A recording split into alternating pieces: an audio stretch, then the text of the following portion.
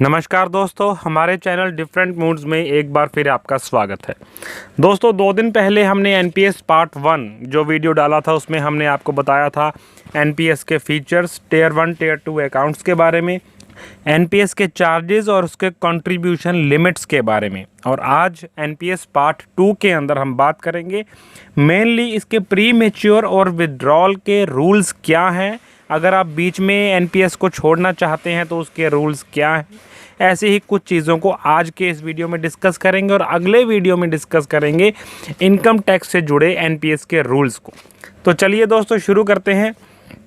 सबसे पहले ये जानते हैं दोस्तों कि जो भी पैसा आप एनपीएस फंड के अंदर डालते हैं उस पैसे के रिटर्न्स आपको किस तरीके से मिलते हैं और कितने रिजिड हैं, कितने सुनिश्चित हैं रिटर्न्स। हमने आपको वीडियो के पहले पार्ट में बताया कि जो पैसा आप एनपीएस में इन्वेस्ट करते हैं उसके रिटर्न यानी कि उसका ब्याज वगैरह कुछ भी निश्चित नहीं होता है, कोई अमाउंट उसका फिक्स नहीं है। इसलिए समझना ये ज़रूरी है कि उस पैसे को इन्वेस्ट कहाँ किया जाता है और एक्सपेक्टेड आप उससे कैसे कितने रिटर्न्स पा सकते हैं। दोस्तों जो पैसा आप एनपीएस में इन्वेस्ट करते हैं उसे एक पेंशन फंड मैनेजर यानी कि पीएफएम मैनेज करता है। वो आपके पैसे को फर्दर इन्वेस्ट करता है और ये जो पीएफएम है, पेंशन फंड मैनेजर है, ये पीएफआरडीए की गाइडलाइंस के मुताबिक आपके पैसे को इन्वेस्ट करता है।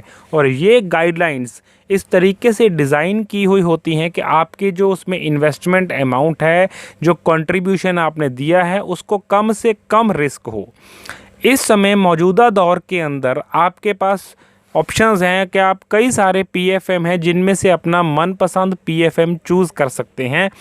हालांकि ये लिस्ट बहुत लंबी है और दिन ब दिन बढ़ती जा रही है, लेकिन फिर भी हम आपको कुछ मेन नाम्स बता देते हैं। पीएफएम के मेन नाम हैं ICICI Prudential pension fund, LIC pension fund, Kotak Mahindra pension fund, UTI retirement solutions, SBI pension fund, इस नाम को ख़ास तौर पर याद रखिएगा, Reliance Capital pension fund, HDFC pension fund management company, DSP BlackRock pension fund manager.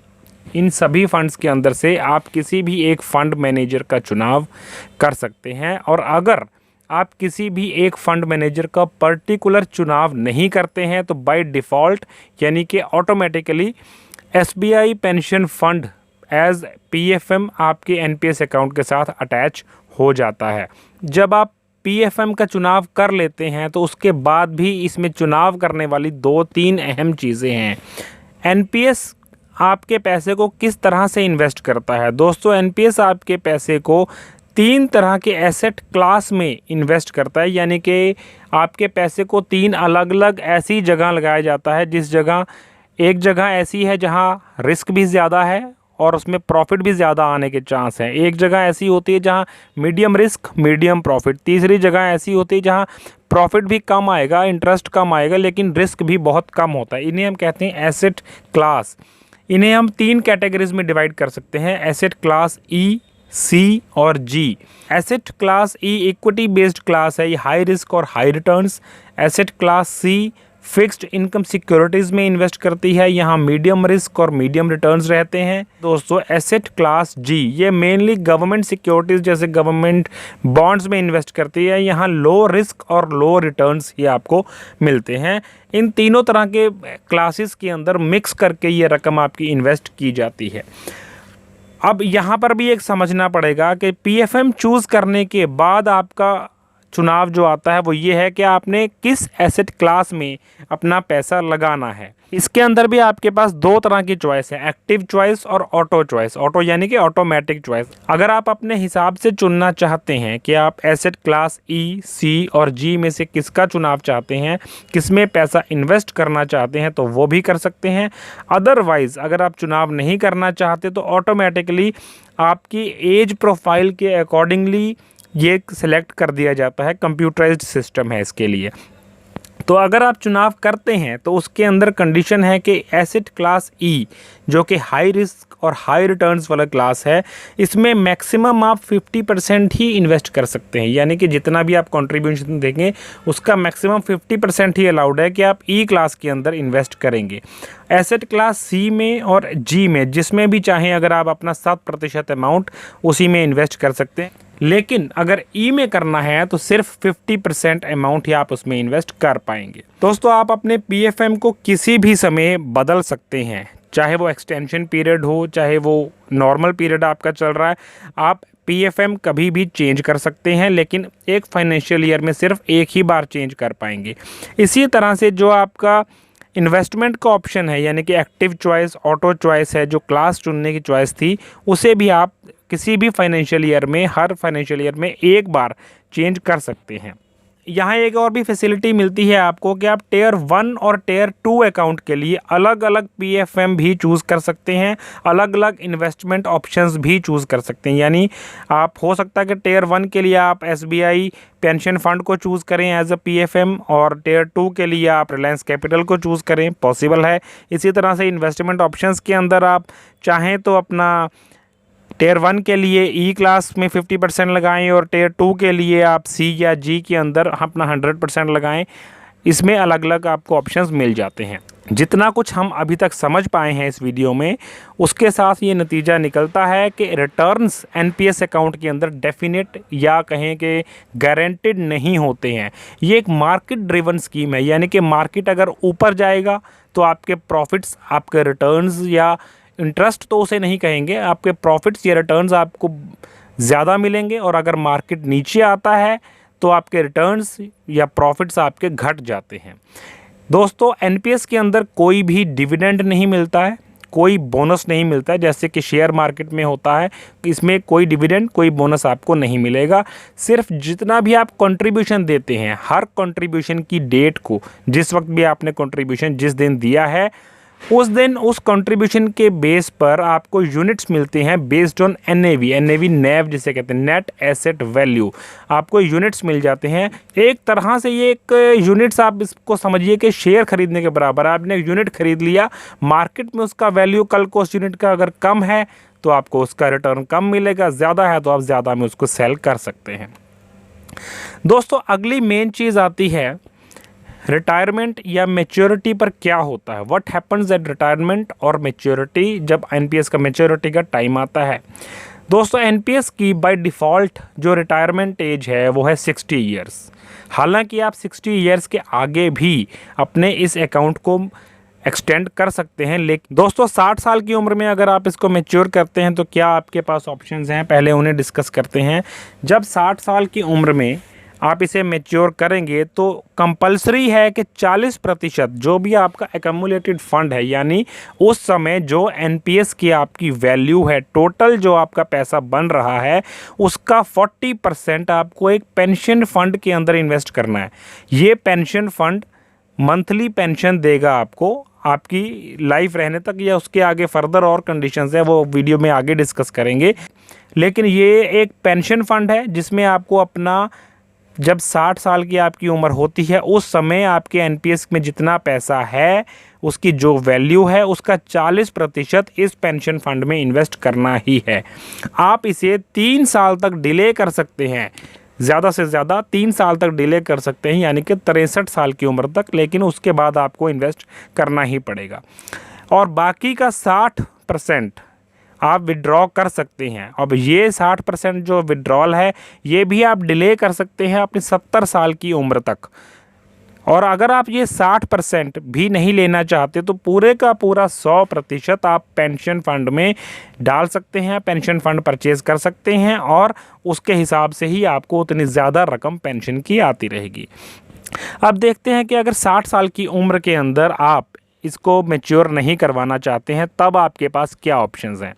दोस्तों, 60 ईयर्स की एज में हमने बता दिया कि आपको वॉलंटरी है, आप स्कीम को मैच्योर करवाना चाहें कि नहीं करवाना चाहें। लेकिन अगर आप नहीं करवाना चाहते हैं तो मैक्सिमम आप 70 साल की उम्र तक एनपीएस को ऑपरेट कर सकते हैं, उसके बाद ऑटोमेटिकली क्लोज़ हो जाती है। अगर आपने एनपीएस को 60 साल की उम्र में मैच्योर नहीं करना है तो 60 साल की उम्र होने से 15 दिन पहले आपको बैंक या पोस्ट ऑफिस जहां भी आपका एनपीएस अकाउंट है वहां बताना होगा कि आप इसे एक्सटेंड करना चाहते हैं। एक्सटेंशन पीरियड के अंदर यानी 60 साल के बाद जब आप एक्सटेंड कर चुके हैं, आप एनपीएस को किसी भी समय छोड़ सकते हैं। उसके लिए कोई पेनल्टी नहीं है, कोई चार्जेस नहीं है। Any time you can leave NPS during the extension period. अगर आप एक्सटेंशन पीरियड के दौरान एनपीएस को छोड़ते हैं तो पेंशन फंड को आपको इमीडिएटली परचेज करना होगा। उसके लिए 3 साल का वो जो ग्रेस पीरियड है वो आपको नहीं मिलेगा। आपको इमीडिएटली पेंशन फंड को परचेज करना ही होगा। दोस्तों, अब ये भी समझ लीजिए कि 60 साल की उम्र से ज़्यादा इसको चलाना, 70 साल की उम्र तक इसको एक्सटेंड करना सभी के लिए पॉसिबल नहीं है। ये अलाउड है सिर्फ मॉडल के हिसाब से। इसमें 3 तरह के मॉडल्स होते हैं एनपीएस में: citizen model, corporate model and government employ model. Citizens model हो गया जो एक आम शहरी के लिए जो किसी गवर्नमेंट सेक्टर में एम्प्लॉयड नहीं है उनके लिए होता है। कॉरपोरेट मॉडल कॉरपोरेट्स के लिए है। ये जो एक्सटेंशन है allowed to citizen model and corporate model है, but not allowed to government employees. Government employees जो हैं कंट्रीब्यूशन आफ्टर रिटायरमेंट, यानी 60 साल की उम्र के बाद कोई भी गवर्नमेंट एम्प्लॉय कंट्रीब्यूशन नहीं दे सकता एनपीएस के अंदर। दोस्तों, आगे बढ़ते हैं और देखते हैं कि डेथ केस के अंदर इसकी मैच्योरिटी के क्या प्रोविज़न्स हैं। अगर किसी एनपीएस अकाउंट होल्डर की डेथ होती है तो full 100% amount paid to nominee. Death claim by nominee is tax free, no need to purchase pension funds. यहाँ ये सब कुछ क्लियर है कि डेथ केस के अंदर कोई नॉमिनी को टैक्स नहीं लगेगा। ये डेथ क्लेम 100% टैक्स फ्री होता है और पेंशन फंड वगैरह का भी यहाँ कोई प्रोविज़न नहीं होता। अब बात करते हैं प्री मैच्योर की, जो बहुत इंपॉर्टेंट है। प्री मैच्योर और पार्शियल विड्रॉल वीडियो में हम आगे ये देखेंगे। दोस्तों, प्री मैच्योर 2 तरीके का है: premature retiring before 60, premature exit before 60 years of age. इन दोनों में डिफरेंस है। अगर आप 60 साल की उम्र से पहले अपनी जॉब से रिटायर हो रहे हैं, यानी अगर आपकी गवर्नमेंट जॉब है, तो क्या ऑप्शंस हैं, और अगर आप 60 साल से पहले स्कीम को छोड़ना ही चाहते हैं तब क्या ऑप्शंस हैं। इसके अंदर 2 तरह के ऑप्शंस आते हैं दोनों के अंदर के: नॉर्मल एग्जिट और pre mature exit. Normal exit तब कहलाता है जब आप स्कीम लेने के, यानी एनपीएस में जिस दिन आपने इन्वेस्ट किया, जो आपकी अकाउंट ओपनिंग डेट है, उसके बाद 3 साल पूरे होने तक आप इसको क्लोज़ नहीं करवाएंगे। और 3 साल के बाद जब आप इसको क्लोज़ करवाते हैं तो ये नॉर्मल एग्ज़िट की कैटेगरी में आता है। और ऐसे नॉर्मल एग्ज़िट की कंडीशन में उस समय जो भी आपका टोटल एक्यूमुलेटेड वेल्थ है, मतलब जो भी पैसा आपका एनपीएस की उस समय वैल्यू है, अगर वो 2 लाख रुपए या 2 लाख रुपए से कम है तो आप उसका 100% विड्रॉ कर सकते हैं। आप 100% अमाउंट अपना निकाल सकते हैं। लेकिन अगर ये अमाउंट 2 लाख रुपए से ज़्यादा बनती है तो 40% आपको पेंशन फंड खरीदना होगा, बाकी का 60% आप निकाल सकते हैं। हालांकि आप यहाँ भी अपना 40% से ज़्यादा अगर पेंशन फंड में लगाना चाहते हैं तो वो ऑप्शन आपके लिए खुली है। अब बात करते हैं प्री मैच्योर एग्ज़िट। अगर आप अकाउंट ओपनिंग डेट के बाद 3 साल तक भी अकाउंट को कंटिन्यू नहीं रखते हैं, 3 साल से पहले ही मैच्योर करवाते हैं, तो ये प्री मैच्योर एग्जिट कहलाता है। इस कंडीशन में अगर आपका टोटल एक्यूमुलेटेड वेल्थ 1 लाख रुपए या उससे कम है तो आप अपना 100% पैसा निकाल सकते हैं। लेकिन अगर ये टोटल वैल्यू 1 लाख रुपए से ज़्यादा है तो आपको 80% अमाउंट का पेंशन फ़ंड लेना होगा। यहाँ यही मेन डिफरेंस है कि 80% अमाउंट का पेंशन फ़ंड लेना मैंडेटरी होगा, बाकी का 20% चाहें तो आप निकाल सकते हैं या फिर 100% आप पेंशन फ़ंड के अंदर भी लगा सकते हैं। ये तो हुआ नॉर्मल एग्ज़िट और प्री मैच्योर एग्ज़िट, दोनों कंडीशंस। लेकिन अगर आपको बीच में पैसे की ज़रूरत पड़ती है और आप अपने अकाउंट को मैच्योर भी नहीं करवाना चाहते हैं तो तब क्या ऑप्शंस हैं? पार्शियल विड्रॉल के ऑप्शंस आपके लिए क्या हैं? जैसा कि हम जानते हैं कि टियर 2 अकाउंट में विड्रॉल की कोई लिमिट्स नहीं है। आप जिस समय भी चाहें, जितना चाहें, चाहे सारा चाहें तो सारा पैसा अपना निकाल सकते हैं। लेकिन बात कर रहे हैं टियर 1 अकाउंट की। टियर 1 अकाउंट के अंदर अकाउंट ओपनिंग की डेट से 3 साल पूरा होने तक आप कुछ भी नहीं निकाल सकते हैं। और अगर 3 साल के बाद जब आप निकालते हैं, उस समय जितनी रकम आपने अभी तक कंट्रीब्यूट की है उसका 25% आप निकाल सकते हैं। यानी जो रकम आपने जमा करवाई है उसकी नेट करंट वैल्यू नहीं आप देख सकते, जितनी रकम आपने जमा करवाई है। और उसके अंदर भी अगर आपका एम्प्लॉयर भी कंट्रीब्यूशन दे रहा है तो उस रकम का कोई रोल नहीं है, सिर्फ जो खुद आपने जमा करवाई है उसका मैक्सिमम 25% तक आप निकाल सकते हैं। साथ ही साथ दोस्तों ये भी याद रखिएगा कि एनपीएस अकाउंट के अंदर पार्शियल विड्रॉल की जो फैसिलिटी है आपको लाइफ टाइम सिर्फ 3 बार मिलती है। यानी कि टोटल एनपीएस अकाउंट की जो आपकी लाइफ है उसमें मैक्सिमम आप 3 बार ही पार्शियल विड्रॉल कर सकते हैं। और ये जो पार्शियल विड्रॉल है ये भी आप नॉर्मल सिचुएशंस में नहीं कर पाएंगे, इसके लिए भी आपको कुछ कंडीशंस हैं, अगर आप वो फुलफ़िल करते हैं तभी आप ये कर पाएंगे। जैसे कि अगर आपको बच्चों की हायर एजुकेशन के लिए पैसा चाहिए हो, बच्चों की शादी के लिए पैसा चाहिए हो, अगर आपको खुद के लिए या अपने हस्बैंड या वाइफ के साथ जॉइंट रजिस्ट्री जहां होनी हो उसके रूप में अगर आपको रहने के लिए अपना पहला घर ख़रीदना है, तो अगर आपके पास पहले से रहने लायक एक घर है तब आपके लिए ये ऑप्शन मौजूद नहीं है।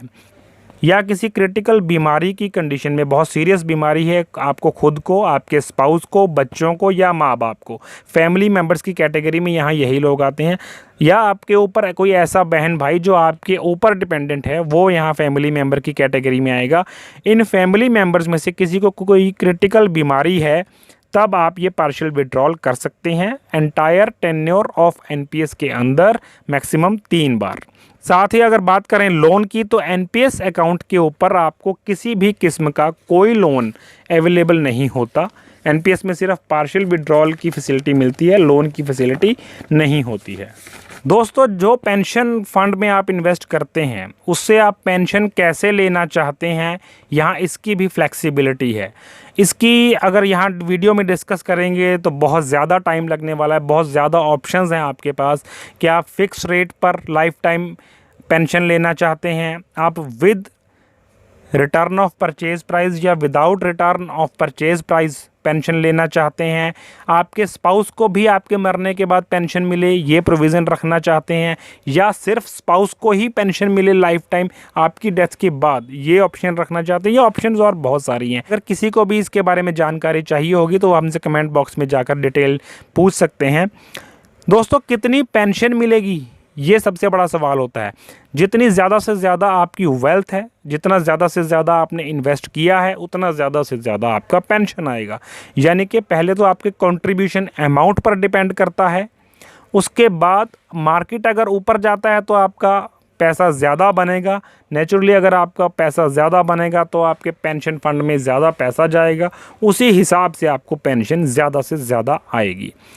एक और बड़ी बात यहाँ बता देना चाहते हैं कि अगर किसी के पास ईपीएफ अकाउंट है, एम्प्लॉयज़ प्रोविडेंट फंड ईपीएफ, तो आप उस ईपीएफ का सारा पैसा एनपीएस में शिफ्ट कर सकते हैं और ये प्रोसीजर 100% टैक्स फ्री है।